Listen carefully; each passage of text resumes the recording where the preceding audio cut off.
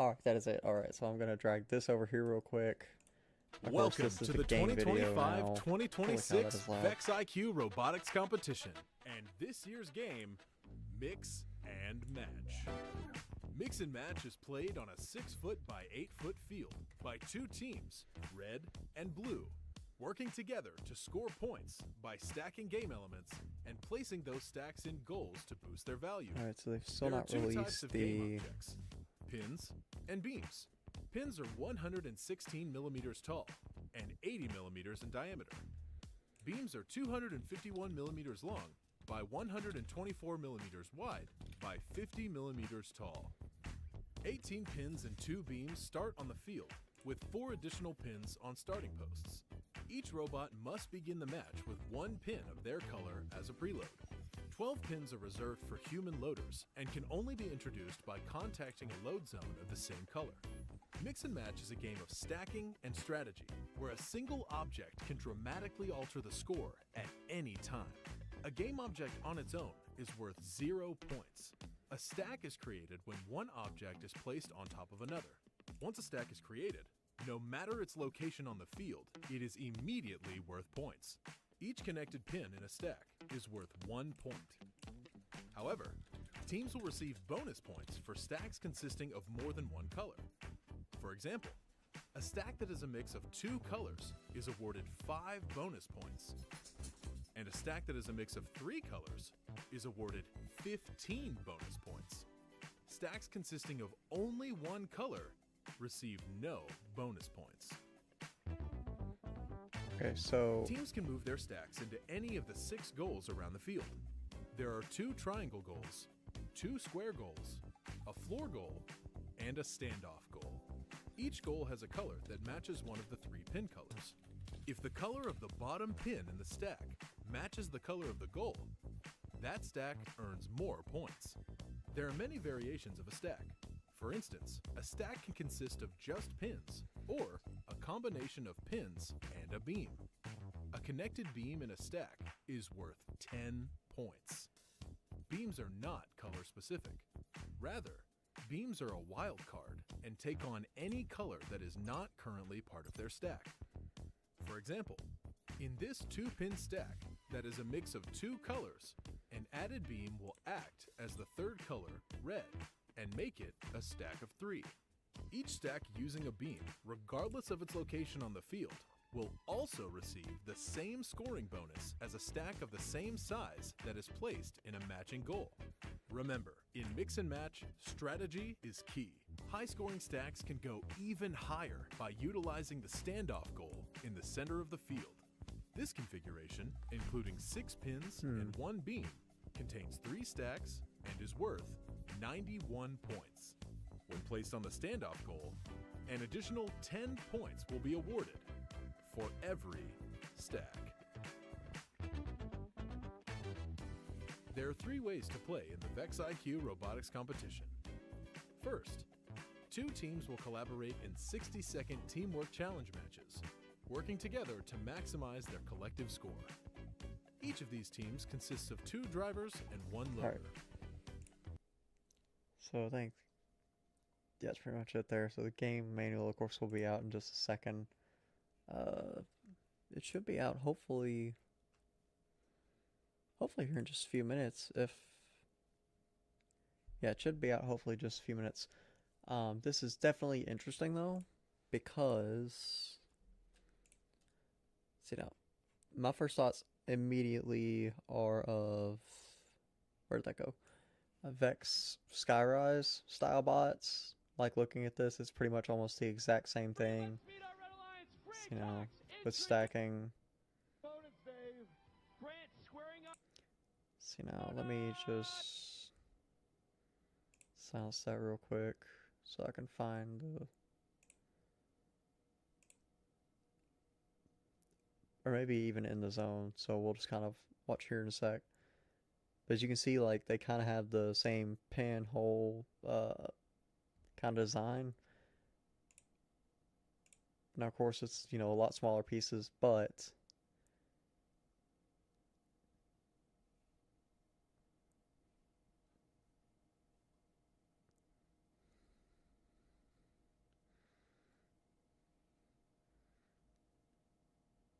yeah, like basically, I could definitely for next season see you have a centering guide with the lifts, and then a claw mainly on top, possibly with this upper arm being separately actuable. So that will definitely be interesting to see how teams tackle that, because there is, as far as I can tell, no limit to the stack height. I mean, of course, like once you make it 3 tall, there's um not much of a reason to make it any higher. I could potentially see though with the uh for those of you that are still here, I could definitely see teams taking, how do I explain this? Basically make a claw that is uh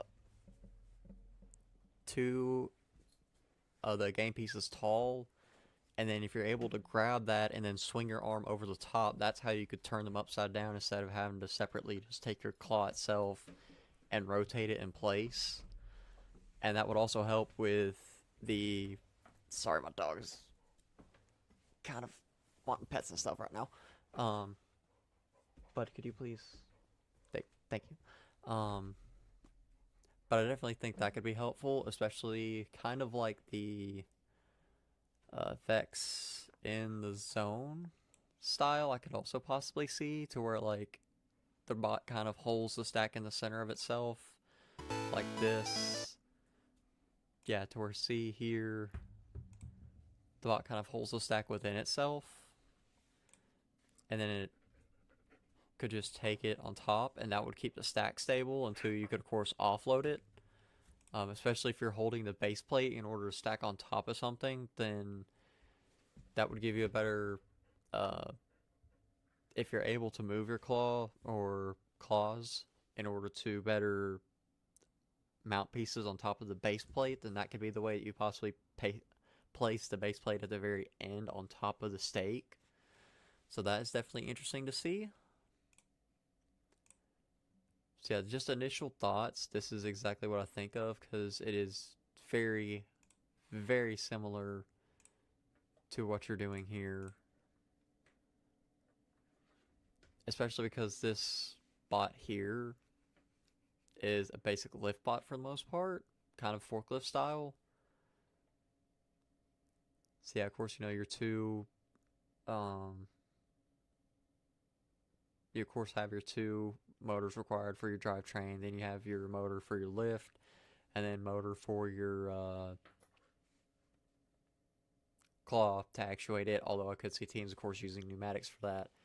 I definitely have to see how heavy these game pieces are. Sadly, I'm not in Dallas right now in order to get a couple of these, or else I would. To give you guys a better idea how much they weigh. So that's definitely going to be interesting to see here in a bit with how heavy these pieces are, if you can get away with having pneumatics as a claw, or if you need to have extra grip, potentially, from the from using a motor instead. And then the stack. But this definitely kind of looks like a more cascade lift design, which is something that's definitely done in V5 a lot more, but not so much in IQ. And so it's interesting to see them take that concept and implement it in IQ instead. Okay, but can you please stop? Score. Okay, so it looks like this is not, of course, a goal here, but of course you have your smaller and then your corner goals here. The corner goals I can definitely see with the in the zone kind of grip here, to where you sit there and you can of course place over in the corners. So I can definitely see teams taking inspiration from that. Like I said, especially picking up the base plate and placing pieces in it, I could definitely see you using pneumatic, let's say, to where you take that base plate, have it in your robots, and then you lift it up as like your mobile goal, kind of like just thinking about it and kind of in the zone terms. You lift up the base plate, but then you have a pneumatic or multiple pneumatics possibly that can make it swivel back and forth to the location necessary to place it down into the upside down configuration, because trying to get them upside down, I think, is one thing that a lot of teams are not going to focus on as much, especially early season. The thing is that you can, of course, make several different stacks because, what did they say? Each one placed in the corner. Let's see now. Yeah, having the 3 different colors is 15. So then if we kind of scroll over to here, placed in the corner, it's an extra 10 points. What did they say exactly? The color of the goal. Color of the bottom pin in the stack. What color of the bottom pin in the stack matching color of the goal. Earns more points. There are many variations of that stack. earns 10 there. Let's see now.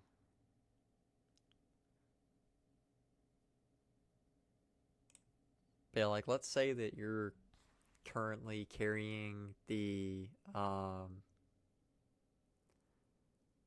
let's say you're currently carrying these 2 pins, like on the bottom with this base plate on top, and then you have your claw kind of swing over the top, pick up the 2 stacks here, and then, like, if it's able to swivel just slightly, or even if this bottom portion is able to slide through pneumatics or some other means, then that could be a way, of course, that you could then get pins placed into the 2 top portions here reversed. Because just this single configuration, as they said, is just 111 points, or no, 121. So this is definitely going to be interesting moving early into the season to see if teams either try to rotate a call in place in front based on whatever the rules are, which the game manual should be out by now, hopefully. Now let me do a new tab. VIQC, mix and match game manual.